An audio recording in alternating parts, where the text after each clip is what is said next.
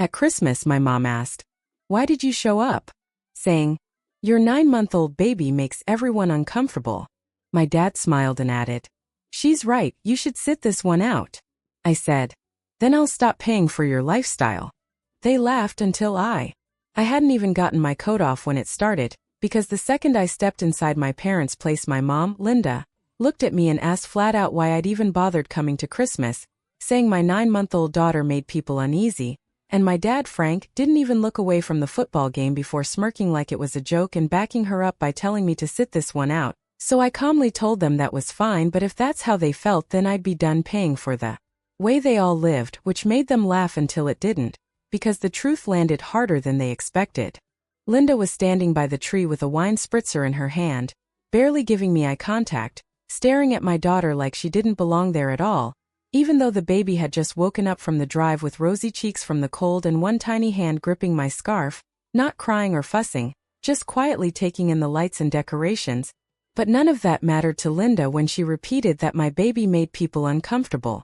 I stood there holding my daughter on one arm and a big reusable bag stuffed with carefully wrapped gifts in the other, my back aching from the long drive, my body still worn down from a painful infection the week before, and my winter coat soaked from melting snow, realizing I hadn't come expecting anything special, just a normal Christmas, and even that was apparently asking too much. No one offered to help with the bag, no one asked how we were doing, and then my sister Carla came in from the kitchen already halfway buzzed on her second mimosa, gave me a look like I dragged in something nasty from outside, and didn't bother saying hello either, even though one of her kids was on the floor glued to a brand new iPad that was probably from me if past years were any indication. I shifted my daughter on my hip and told them straight that if we weren't welcome then that was fine, but this would be the last time I played along, which made Linda blink, Carla scoff, and Frank chuckle like I was being dramatic, so I looked right at them and said without any emotion that if they didn't want me or my daughter there, I was done financing their lifestyle. That bought me about 1 second of silence before the mocking laughter started, with Frank actually clapping once, Carla leaning in the doorway and muttering something about hormones, and Linda saying I always needed attention while I didn't raise my voice or argue. I just repeated that they wouldn't be getting another dollar from me. No more help with mortgages, tuition, emergencies, groceries, activities, braces, car payments, rent, or insurance because they've been living off me for years, while somehow making me feel like the burden. I walked into the living room, set the bag of presents by the fireplace, grabbed my diaper bag and turned to leave, and when Carla followed me asking if I was seriously leaving and accusing me of ruining Christmas over a tantrum that hadn't even happened, I didn't answer her. I just buckled my daughter into her car seat as heavy snow started falling again and the roads got worse by the minute, knowing I'd rather end up in a ditch than sit through another hour in that house. The drive home was quiet, my daughter falling asleep fast while I kept glancing at her, watching her pacifier move with each breath as the dashboard light made her face look impossibly soft, and I didn't cry at all, not once, because some part of me had always known it would go this way. By the time we pulled into my driveway it was nearly midnight, snow piled high along the walkway, and after I carried her inside, kissed her forehead, and laid her gently in the bassinet, I sat on the edge of my bed thinking about the presents I'd left behind and realizing I hadn't even labeled them, because I'd memorized every gift and who it was meant for when I bought it, briefly wondering if they'd open them and feel something, even though deep down I knew they wouldn't, especially since no one had said my daughter's name all night, not once, and for the first time in my life I didn't want them to. The morning after Christmas was silent, with no text from Linda, no missed calls from Carla, nothing from Frank, not even a lazy emoji or a picture of the twins holding their gifts, and as I sat in my kitchen with lukewarm coffee watching my daughter smear mashed banana all over her highchair tray, it hit me that I'd crossed a line I couldn't uncross, not just by walking out but by finally saying out loud what I'd been carrying for years about the money, the exhaustion, and how tired I was of pretending it didn't hurt, and while I meant every word, the silence still stung,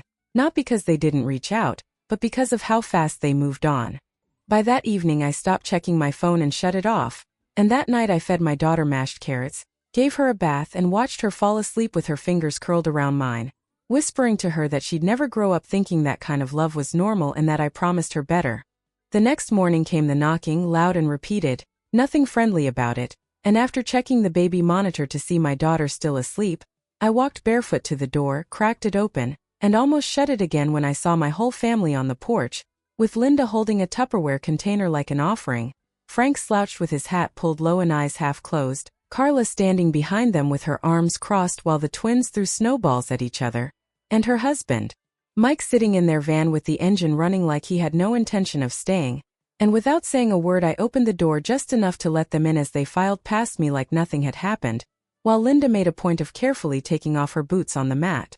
My mom Linda walked right past me into the kitchen and set that plastic container on my counter like she owned the place. No asking, no pause, while my dad Frank dropped himself onto my couch and my sister Carla didn't even acknowledge me because she was already glued to her phone, and it took them maybe 5 minutes total to settle in like this was still their home before the voices softened and the apologies came out rehearsed and thin, with Linda saying they were wrong while wiping my counter like busy hands made it sincere, Frank mumbling that he didn't mean it that way while scrolling, and Carla telling me it wasn't personal and that I was just emotional, a word they kept repeating like it explained everything, as if the real issue wasn't years of taking or the way they made me feel like I owed them for existing but just me and my feelings. Then they moved on to the part they'd clearly planned, talking about making things right and starting over, saying they missed their granddaughter and wanted to be in her life, talking about spending New Year's together, with Linda smiling about new decorations she'd already bought, Carla offering that her husband Mark could drive us, and Frank volunteering to shovel my driveway for once,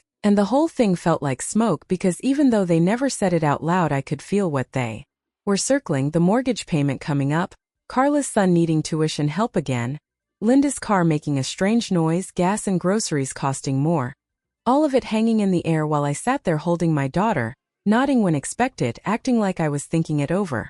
That night after they'd eaten my food, used my bathroom, and acted like nothing had ever happened, they went to sleep right there in my house, Frank stretched out on the couch, Carla in the guest room, and Linda curled up in the rocking chair with a blanket and her tea clutched like she was the one who'd been wronged. And sometime around midnight I found Linda's purse sitting on the bathroom counter with her phone lighting up from a new message, which I didn't touch because I didn't need to, since the preview was right there and it was from Carla saying she told you she'd fold, she always does. My hands went numb as I walked into the living room and looked at them all snoring and comfortable in a home they couldn't even pretend to respect, and for the first time in my life I felt something colder than the snow outside, because they hadn't come to apologize at all. They'd come because they were losing their ATM and honestly believed I'd never see it.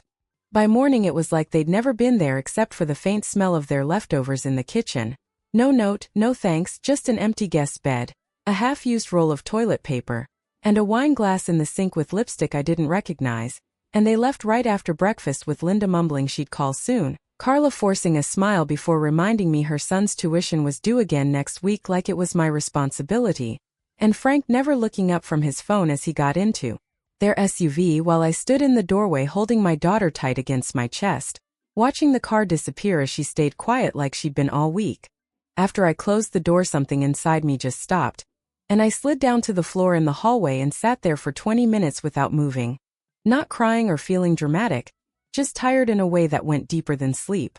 Around noon I opened my bank app and hovered over all the scheduled payments, the mortgage help for my parents, the prepaid school balance for Carla's kids, Frank's insurance premium, everything I'd been covering for the last year and a half, and I didn't cancel them yet. I just stared at the numbers like they might rearrange themselves into something that made sense, telling myself maybe they really were sorry or just bad at showing it, even though something in me felt wrong, like I was still being watched. At 4:13 in the afternoon my phone rang and it was my Aunt Rose, my dad's older sister, someone I'd never been close to, a quiet widowed woman with no kids who sent me birthday checks in neat cursive and always slipped out of family parties early. And when I answered expecting awkward small talk she spoke calmly but with a weight in her voice that made me sit up straight, asked if I was alone, then told me she needed to talk about something she'd heard. She didn't ease into it at all, just said she'd stopped by my parents' house the day after Christmas to drop off a box of dishes, and when she walked in they were laughing, really laughing, sitting around the table with Carla and Mark,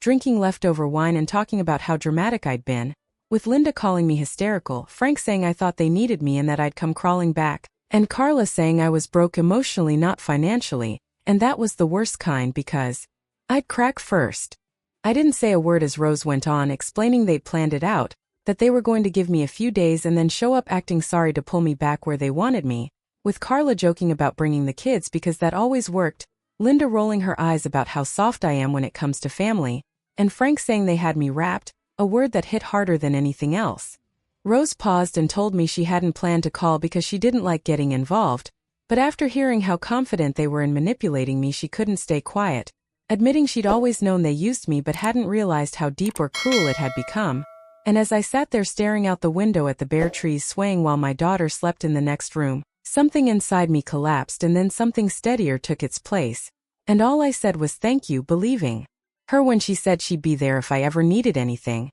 And the second we hung up, I walked straight to my laptop and logged into every account I'd ever linked to them. I shut it all down without hesitation, every single thing I'd been paying for. The mortgage help vanished, the school tuition was canceled, the car insurance got pulled, the grocery card was deactivated, the family phone plan was turned off, and once that was done I blocked every number I had for them: Linda, Frank, Carla, and Mark, all of it gone. And within an hour the fallout started anyway, with calls from unknown numbers and texts pretending to be confused, asking if something glitched at the bank and calling me Emily like I just made an innocent mistake, telling me I didn't really mean to cancel everything, right? Before the guilt tripping rolled in about how I could do this to my own family, how I was hurting the kids, how it was unfair after they tried to make peace, and my personal favorite telling me I was overreacting, which I ignored completely. By evening the messages shifted in tone when they realized I wasn't bluffing, with Carla sending a long rant reminding me who'd supposedly been there for me when my husband left, Frank firing off a short line accusing me of being on a power trip, and then nothing, just silence, while I stood in my living room holding my daughter and watched her reach for the ceiling fan like it was the most amazing thing she'd ever seen. And it finally hit me that they hadn't just underestimated me, they'd forgotten who I was. They figured it out fast though, faster than I expected, because by the next morning Carla had already left 2 voicemails from a new number. The first pretending there was a banking issue and ending with a demand to call her immediately, the second one sharper and less polite. And by noon Linda was emailing me from 3 different accounts, all saying some version of how confused and concerned she was, warning me not to let one argument destroy everything, reminding me again that I was emotional, that they'd tried, and of course leaning on the line that family is forever, which I didn't respond to or even open most of, because I was sitting at my kitchen table drinking tea while my daughter napped when another message came through, this time from Mark. And even though I almost ignored it, curiosity won, and he claimed he was staying out of it but wanted me to know that my mom was losing it, talking about lawyers, accusing me of stealing from the family like I should be concerned. That was the moment it really clicked that they weren't just mad, they were scared, because for the first time in years they weren't in control anymore. And as I stood by the window staring out at the quiet snow-covered street that looked so calm on the surface,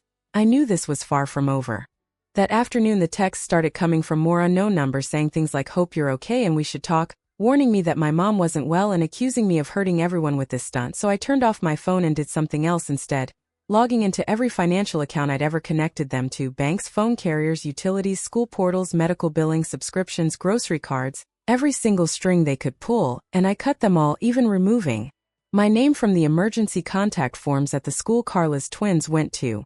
because I wasn't their backup plan anymore. Then I opened a spreadsheet, not because I had a plan, but because I needed to see it with my own eyes, and as I scrolled through 2 years of transactions, gift cards, mortgage top-ups, last-minute rent checks, surprise car repairs, Carla's therapy bills, Frank's medication, Linda's 3 streaming services, the total added up to more than I'd made the year I graduated college, and that number hit me hard because it proved I hadn't just been helping them, I'd been funding their lives. Around 3 in the afternoon the doorbell rang and I froze because I wasn't expecting anyone, and when I checked the peephole there was no one there, just a box sitting on my welcome mat with no return address, brown paper, my name written in black marker, and inside was a framed photo from Christmas 3 years ago of me sitting on the floor holding one of Carla's twins, both of us laughing, everyone looking happy like it belonged on a postcard. But taped to the back was a note saying I was happy once and that was the version of me they missed, telling me to think about that before I ruined what was left, unsigned but crystal clear in its intent, a guilt trip wrapped in sentimentality that didn't work. So I set the photo face down on the counter and turned on every light in the house.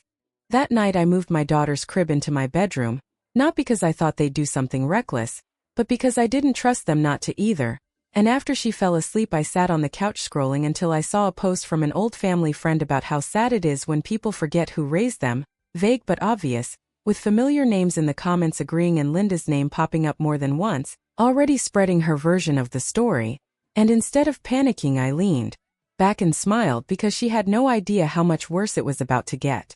It started with a failed payment alert when Carla's credit card was declined during a dentist visit for one of the twins, a routine cleaning I'd been quietly paying for months, and I only knew because the account was still tied to my email from when I set it up last summer, followed by a short, passive-aggressive text saying hope you're happy and explaining the appointment had to be rescheduled and the twins were embarrassed, a word I stared at for a long time because she wasn't embarrassed about mocking me or manipulating me or living off my money. She was embarrassed her kids had to move a dentist appointment. An hour later, Linda emailed again with a single sentence saying they were all very disappointed in me, and I stared at the screen for a moment before flagging it, archiving it, and moving on because I could feel it now, the shift, and I knew the real consequences were only just beginning. They weren't mad anymore, they were coming apart at the seams, and I saw it clearly when the school called to tell me Carla's tuition payment hadn't gone through, assuming it was a simple error since I was still listed as the financial contact, and I told the woman on the phone to remove my name from everything immediately, which she did without asking a single question. The next person to reach out was my dad, Frank, using a new number that was probably a burner or borrowed phone, and he left a voicemail that caught me off guard because it started calm and measured, with him saying things had gotten out of hand, that he didn't agree with everything Mom or Carla had done, but that I was blowing it up too far, even saying he missed his granddaughter before asking if I'd give him a call just to talk, maybe work something out. And I listened to it twice because, on the surface, it almost sounded reasonable, except not once did he apologize, not once did he mention Christmas, and not once did he ask how I was doing, because all he really wanted was the money flowing again, the politeness of a man realizing his benefits were disappearing. That same night, a mutual friend messaged me out of nowhere saying she didn't want to stir drama, but my mom had been talking, telling people I turned cold, that I was taking things out on the family, even hinting I might be having some kind of breakdown, and while I wasn't surprised at all, it still stung, not because it was true, but because I knew my mom genuinely believed it could be, which showed how little she thought of me. So I replied with a simple thanks for letting me know. A few minutes later, that same friend sent another message saying Aunt Rose had posted something and that I should see it, and even though I hadn't spoken to Rose since her call, when I opened Facebook and read what she wrote, I actually stopped breathing for a second, because it was short but powerful, talking about what it's like to watch someone give until there's nothing left, how families confuse generosity with obligation, how silence can turn into complicity, and how sometimes the strongest thing a person can do is walk away. And she didn't name names because she didn't have to. Within an hour, the comments flooded in, dozens and then hundreds, people thanking her, sharing their own stories, and even people who used to back my mom's passive-aggressive posts now quietly liking Rose's instead. And that's when I knew the ground had shifted.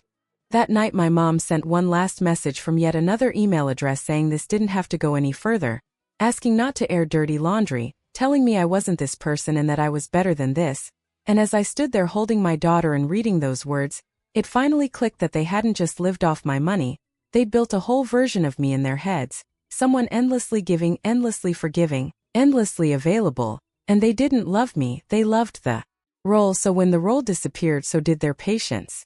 I replied for the first and last time, writing that they used me, and then laughed about it, that we were done, hit send, blocked the address, closed my laptop, and that was it. No apology, just silence. And I knew they were scrambling because without me the bills stacked up, the stories unraveled, and the version of me they controlled no longer existed.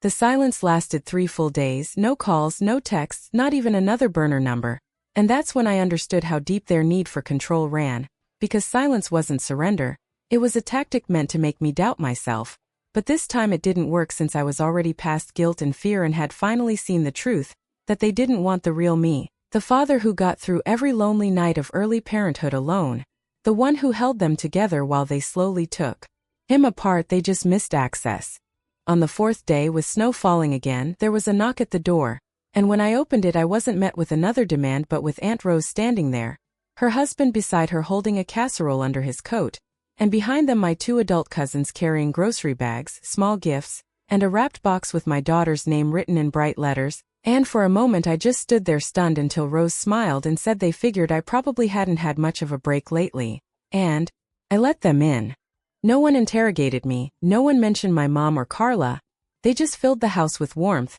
my daughter lighting up instantly as my cousin played peekaboo with her while Rose made tea, and casually asked if I had any laundry she could help with. And we ate a simple, hot meal together before sitting quietly while the baby slept.